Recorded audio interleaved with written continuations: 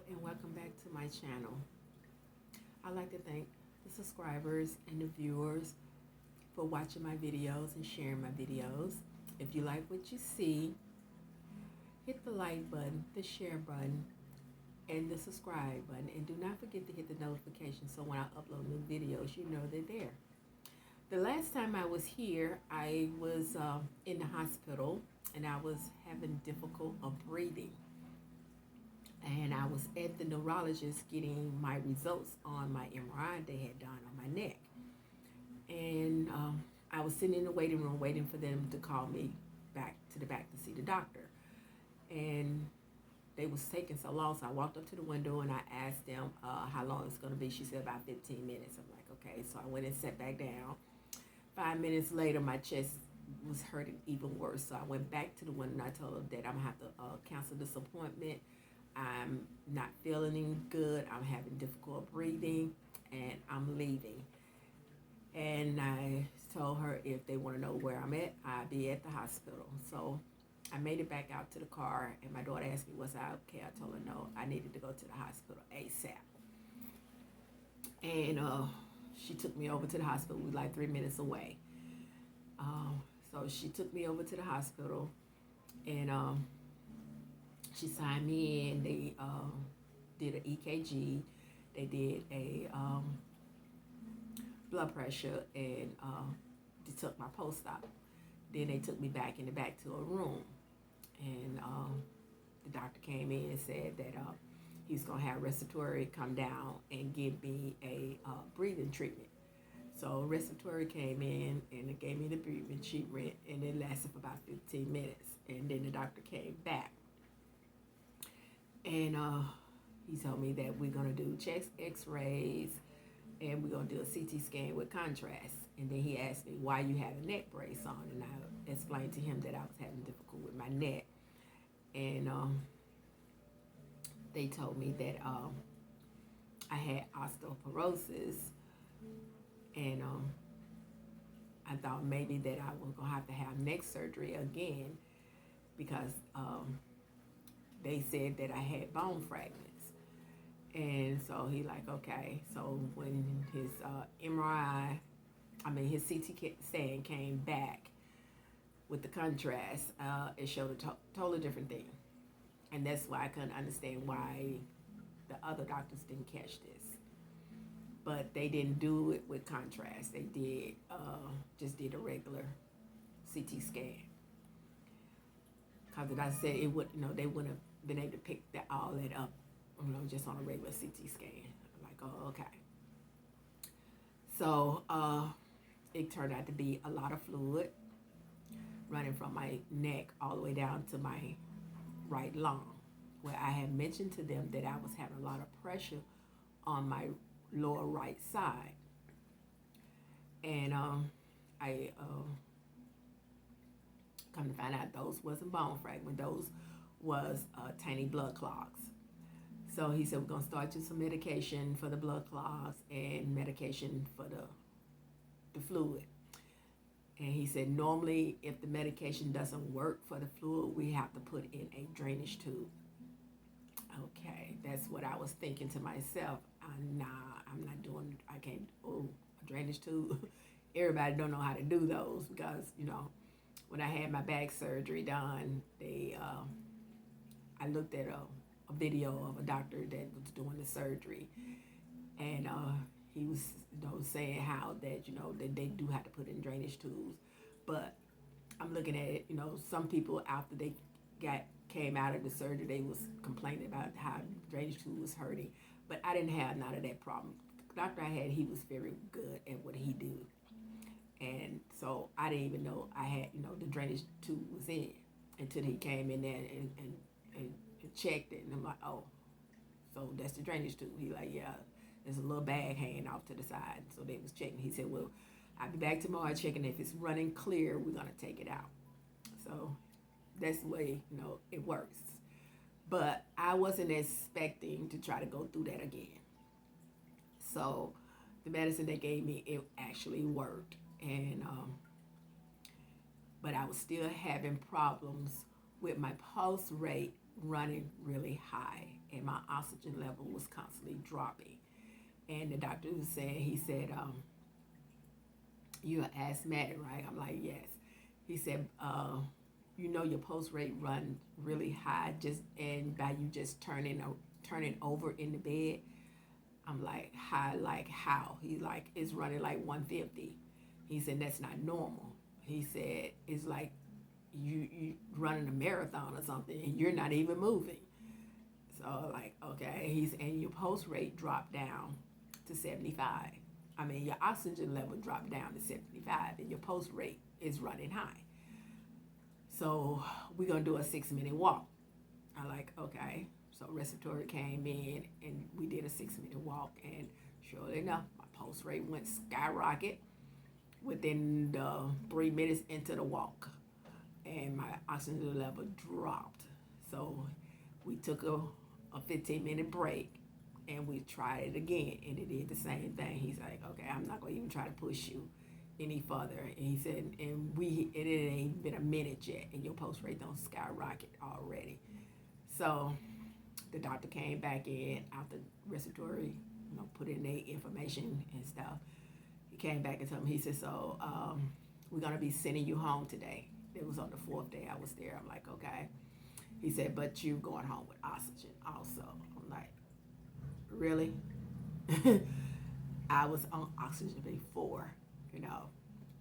So he said, "Well, you're back on it again." He said, "You're probably gonna be on it for the rest of your life." I'm like, "Nah, I don't think so.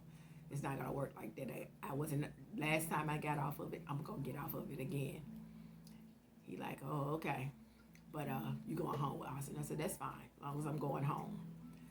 So I came home, and well, I think it was like a week later, because they had me still isolated from people because of this pandemic. He wanted not have no visitors until after I seen my internal medicine doctor. And so once I seen my internal medicine doctor, that's when I was able to have visitors, and that was like 2 weeks. And so after I went to see the internal medicine doctor. That day I went to see him, I was still having difficult breathing. And he gonna tell me, he said, "Well, I think you need to go down to the hospital." I told him, "No, I think I need to go home and get in my bed. I'm not going back to the hospital. I just got out the hospital. I'm not going back."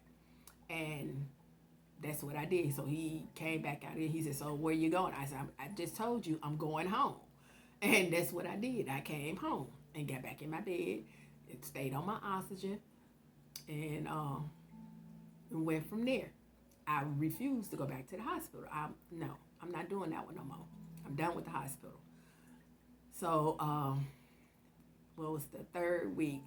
I had to go and see my new pulmonologist. So I went to see my new pulmonologist, and he got the results from the hospital, the X-rays and stuff from the hospital. And in his office, he have X-ray machine. He did X-rays, so he compared both of the X-rays and stuff. So he said, "You got pneumonia, huh?" I'm like, "Really? I do?" They didn't tell me that. I'm thinking I was having asthma problems. My pulmonary fibrosis had flared up. He like, "No, you have pneumonia." He said, "You still have a little fluid in your lungs." And he said, "We did the PFT test." He said that it's not great. He said, "But we're going to do a 6 minute walk and see how you do with that. And then after your 6 minute walk, then we'll talk about what you're going to do, how you're going to do with this oxygen." I said, "For one, I don't want to be on it the rest of my life if I don't have to." He said, "There's a way you can wean yourself off of it, but let's do the 6 minute walk and see where we at." So the nurse came and took me, and we started the walk. Within 4 minutes into the walk, my pulse rate went up and my oxygen level dropped. So she had me to stop and rest for a minute. And we was like halfway into the walk. And after that minute was up, we started back. And my pulse rate went up, but it didn't go up as high as it did the first time, but it went up. And my oxygen level dropped. So she took me back in and took me back to my room and told the doctors I was in there. So, and he asked her to pull up both of the x-rays because he wanted to show them to me. So he showed me the x-rays from the hospital. On my right side, it was just cloudy. That was all fluid, just covered in fluid. And I kept telling, I'm like, this is why I kept telling me, it was hurting and I didn't know why. And my neck was hurting, I didn't know why. He said, that's why you got fluid running from your neck all the way down to your right lung. And those little fragments, he said that over there, those, I said, yeah, they told me those were blood clots. Cause I thought they were bone fragments. He said, no, those, yeah, he was right, those blood clots. So the x-ray he had did in his office, the blood clots was gone. And I still had a little fluid left in my lungs. And he asked me, when do I cough? I told him it's certain times a day that I cough. It's like early morning, like on clockwork, I would start coughing about 3:30, and I would just cough up a lot of mucus, clear mucus, and that lasted for about 40 minutes of me coughing, and then I say about 7 in the evening it'll start again, and I was coughing up clear mucus. So he told me, he said, well, what I want you to do is wear your oxygen when you're out and about, or when you're in the house, you're moving around and you start coughing, put your oxygen on. But I definitely want you to sleep with it. So I did that for about a week or so, wearing the oxygen every day, 24 hours a day. And then I start gradually weaning myself off of it and doing what he had suggested, that I just didn't wear it when I'm in the house and just sleep with it at night. And eventually I started getting stronger, because at first I couldn't even hold a conversation with you. I mean, when I got out of the hospital, I did maybe 4 or 5 videos that I was having difficulty breathing, and I was on oxygen. Then I had difficulty talking. So I ended up deleting all those videos, because I'm like, I'm not putting that out there. It's, you wouldn't understood nothing I was saying. And with the machine was going, it was really loud. So I didn't even bother to put those videos out there. I prayed and I, talked to God, and I asked, like, if this is what you want for me, I'm ready. But I don't think I want to be on this right now, because I don't think it's my time to be shut down, to oxygen if I don't have to, And after that, I started getting stronger. My daughter had ordered me some herbal tea before I got sick, and it came after I got out the hospital, and I started taking that. And I was take it twice a day. I drink it twice a day, and I will put that link in the description box if you like to check their website out. It's all natural, and it's acquired taste, that of the tea. With me, they say you can add sweetener to it. I don't add anything to it. They didn't add any sweeteners or anything to it, so I didn't either. But like I said, it's an acquired taste, And the one she got me is called Food for the Blood, and I've been on it now for 2 months, and I feel a lot better. The inflammation have subsided a whole lot, because my hands are not swollen. I mean, my fingers used to look like little sausages. I can actually see my knuckles now. Even my knuckles on my right hand that I had replaced, I couldn't even see them. My wrists, all that, the information. And since I've been drinking that tea, it have did a lot for me. And all the prayers that I have received have been doing a lot for me. It's just that, it's a lot to deal with when you don't know what's going through your mind. With this pandemic out there, it's really, really hard. And then they want everybody to get this vaccine shot, but they're not thinking about the people that have really bad immune deficiencies. And I'm one of those person that have that, and I'm not getting that vaccine. If I have to stay in my house the rest of my life to stay away from it, I would do that, because I'm already getting one antibodies in my body, and that's for my RA. The chemo I get is for my RA. I don't know if they're gonna those antibodies that they're trying to give me in this vaccine is gonna affect that and stop it from working. You know, those are the things that I'm thinking of. You know, for me, for my safety. So I only go out when I have to. Um, I'm glad they do have deliveries, so I can order groceries to have delivered to the house. You know, I don't have to go to no store or nothing like that. Or my daughter do it a quick run by on her way home from work. But other than that, you know, I'm here in the house.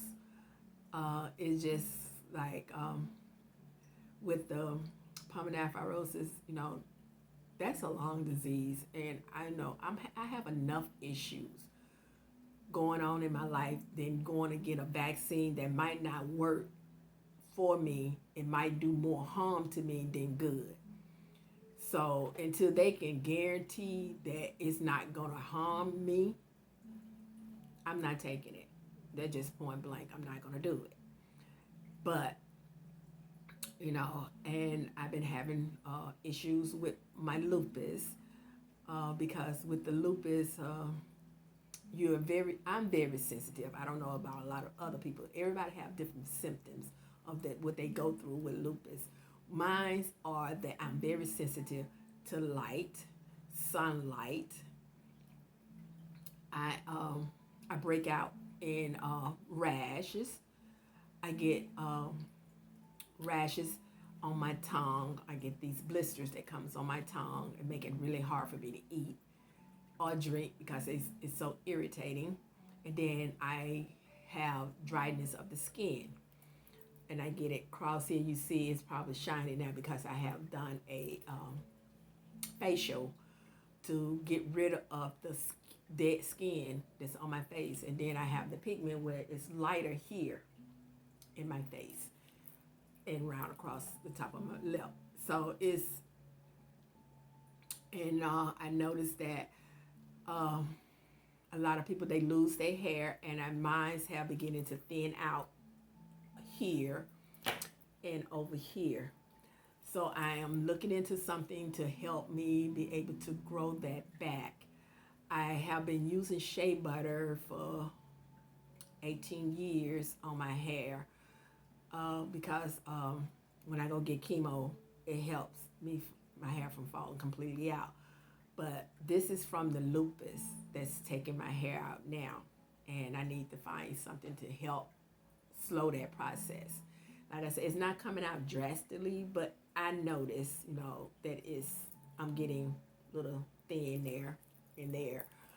But I'm grateful that I still have my hair, because a lot of people that have lupus, they lose all their hair, you know. And I've been very blessed to not to be able to go through all these drastic changes like a lot of people with these autoimmune deficiencies. I pray a lot. That I do. I do pray a lot, because when I first diagnosed, it was hard, and my kids was young. My son was in his third year of high school. My daughter had just started middle school. Yeah, it was really hard. So, and being a single mom, you know, trying, you know, I'm weak. I was at one point to I couldn't even get out of bed. You know, it got to that point where that they had a nurse to come in to be with me and take care of me while my kids was at school. And then my daughter decided to do homeschool, and so she can stay home and make sure and take care of me. But this nurse still came in, but she was only there for like maybe 3 hours, and that was just to help me, you know, take a bath and stuff like that. Cause my daughter was doing all my cooking and, you know, stuff like that, and the nurse would help, get why she get me out of bed. My daughter would, make my bed and stuff, change my linens and stuff on my bed for me. But like I said, it was at that point I couldn't even do anything for myself. And it was frustrating. I was confined to a power scooter where if I needed to get out my room, I had to get on my power scooter. It was they designed it for it can go through my little apartment and stuff. And that little thing was a safety hazard because it wasn't good for outdoors. I think I flipped that thing 3 or 4 times. And after that, I was done going outdoors on that scooter. But, like I said, I have came a long way, with my illness. And I'm still trying to hang in there.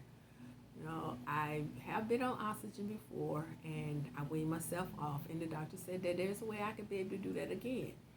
So since I've been home, I've been writing down, journaling, what my post rate and stuff been running.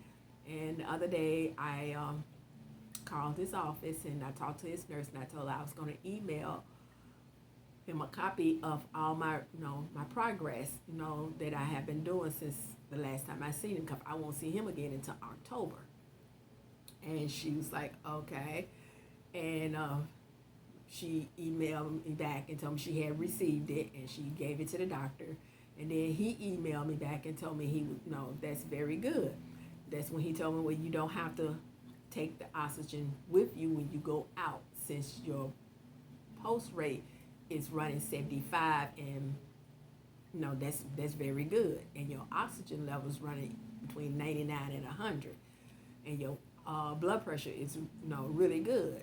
Cause my blood pressure is like 124/70, 124/50. That's the way my blood pressure runs. So, like he said, you're doing good. He said, but I still want you to sleep with the oxygen, since you still having the coughing spells and stuff. And when I come in October, to make sure I bring my little portable with me, because I'm going to have to do another 6-minute walk. And I responded back and told him, okay, thank you, and I will see you in October. So it's just that I'm progressing. I'm getting there. I'm taking my time. I'm not rushing, but like I said, I thank everyone for all the prayers that y'all have sent me, because they have worked. Prayer works. I don't care what nobody say, prayer works. And I know it does. You just have to have faith and believe. And it just that I am so grateful and thankful to be here, to be able to do these videos again for you all, to show you all that I am a fighter. Because when I was laying in that hospital bed, it took all the little energy I had to make that little short video, and I think it only lasts like 5 minutes, but I was totally out of breath trying to do that little video. So imagine me coming home trying to do videos on oxygen, and I wasn't even on oxygen in the hospital trying to do that video. So it was, those videos turned out bad, and I refused to even keep them in my file. I deleted them, and I'm like, God gonna get me strong enough so I could do an actual video for you guys to see. Because I think I had posted a picture on my Facebook page when I came home from the hospital. I looked horrible. I'm just gonna be honest with you. I looked horrible. I looked at a hot mess. I felt miserable, but now I'm back to myself. I feel stronger, and I'm gonna make a notation when I get ready to do my facial care and show you all how my skin scale up with this lupus and what I do. Now, like I said, right now it's shiny, and I'm being in a little fatigue right now, but I will do that video and show you guys what I do to try to keep my skin the way it is. because if I don't take care of it, it can get really bad, and it gets scaly and everything, and that's something I'm very self-conscious about, my appearance. So I do what I need to do to take care of myself the best way I can. And I am going to do the pedicure one also because I have issues where my feet get scaly also along with my face. It's like a certain time of the year my skin really takes a beating. And this is the time of the year it start taking that beating. So I have to step up my game and do a lot more to take care of my skin, because normally I would do a facial every 3 months. Now I'm doing them every 3 weeks because my skin is really, it gets really bad. And like I said, it's the pigment of the skin is getting lighter. And I'm very blessed and thankful that I don't have that butterfly rash, because it covers your whole face. It's shaped like a butterfly on your face. So, and I'm very blessed that I don't have that. But like I said, I'm doing everything that I can to keep myself healthy and do what I need to do to be around a little longer, to constantly continue to be able to do my videos and my podcast channel, so that I can get the word out, because I truly feel in my heart this is my purpose, this is my calling, that I am here to do this. And I am still working on my book, and eventually I would send it off to have it edited. I have a couple more chapters I want to do before I send it in to have it edited and go from there. So I like to thank everyone for watching my videos. And like I said, if you like them, hit the like button, share, subscribe, and please don't forget to hit the notification button, so when I do upload new videos, y'all will know they're there. And I'd like to thank you all again. Namaste.